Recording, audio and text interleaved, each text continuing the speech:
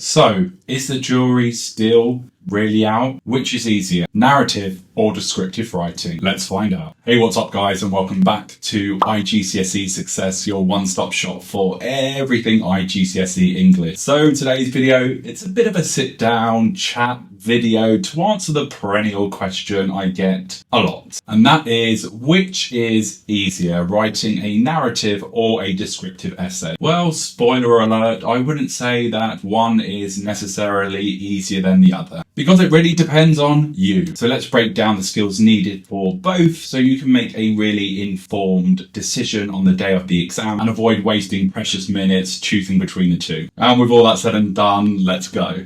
Now, it's probably sensible to start looking at the exam setup. Now, for FLE Paper 2, Section B, the composition section, you have a choice between writing a narrative or a descriptive essay, and there are two prompts for both. Now, some of you watching this might be inherently good at creative prose, all-rounders. So naturally, you open up the exam paper and you choose the prompt which feels the easiest. And others watching this video might have a clear strength in one over the other. So if you are awesome at creating compelling narratives, you probably don't even glance at the descriptive prompts, and vice versa. And that is completely fine. Now, I know that there are lots of teachers who will say, you have to do the narrative or you have to do the descriptive writing essay, depending on what the teacher feels is easiest for their particular class. And me, well, personally, I think it really boils down to the prompts that are given. I mean, who wants to describe a static object like a wardrobe? Come on, Cambridge. But ultimately, your decision should be made on what you feel most confident with. If you feel confident with the narrative prompt, you do the narrative. And if you feel confident doing the descriptive writing essay prompt, you do the descriptive writing essay prompt. Now, moving on to the next section of the video, let's take a look at some of the things that you have to grapple with if you are to choose the narrative writing task. So needless to say, if you are going to write a narrative, there are lots of things you have to consider, lots of magic ingredients, lots of plates you have to kind of spin simultaneously. So narratives have a strong narrative arc, so a compelling beginning, middle and end.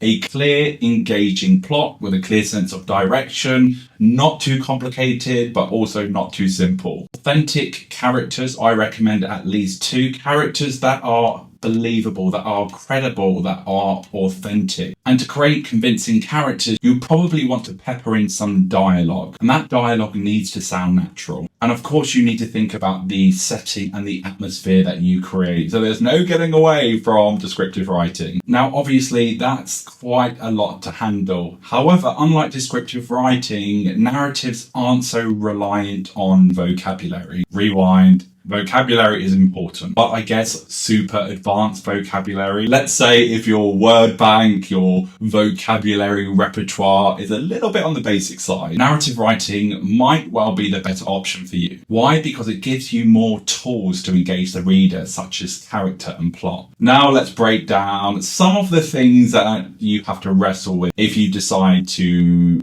choose any of the descriptive writing prompts. Now, descriptive writing, or at least successful descriptive writing, is all about creating evocative, immersive imagery. So what does that actually look like? Well, the most important thing to create these authentic images is that your vocabulary needs to be good. You have to have strong vocabulary. You need precise and ambitious word choices. Also, you need to evoke emotions. You need to be able to use your vocabulary to bring your settings to life. And you do this through the sensory imagery, the sensory details that you include. And lastly, you need to be able to successfully zoom into details. You need to depict varieties of focus. Now, I like to use what I refer to as the photograph method. And if you've not checked out my video I uploaded about 2 weeks ago now, please do. A bit of a self-promo there. So the good news is that you don't need a structured plot. You don't need to think about the climax, the rising action, the falling action.